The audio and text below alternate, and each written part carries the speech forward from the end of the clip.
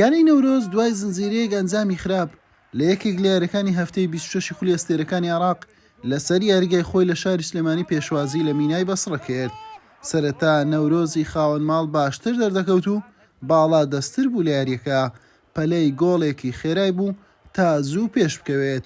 مینای میوانیش ناوە بە ناوەوەڵامی خاوەن ماڵی دەدایەوە. سوور پۆشەکانی سلێمانی لە نیوە یەکەم زۆر ڕێگایان تاقی کردەوە تاوەکوو بە گۆڵ بگەن، بە پەرۆشیش بوون تا هاندەرانیان دڵخۆش بکەن.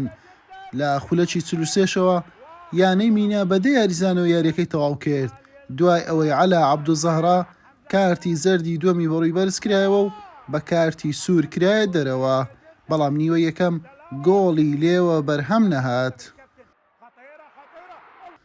لا نیوەی دووەم و لەم دەرفەتە چی وای نەمابوو شین پۆشەکانی بەسڕا بە گۆڵ بگەن.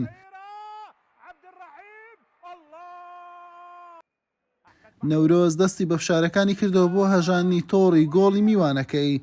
لە خولەکی 87 حەمزە عەدنان لە لێدانی گۆشەوە تۆپێکی بۆ ناوچەی سزای مینا بەرز کردەوە.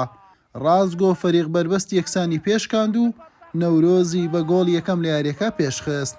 یاریەکە تا کۆتایی بەم ئەنجامە مایەوە و نەورۆز بە گۆڵێکی بێوەڵام براوە یاریەکە بوو.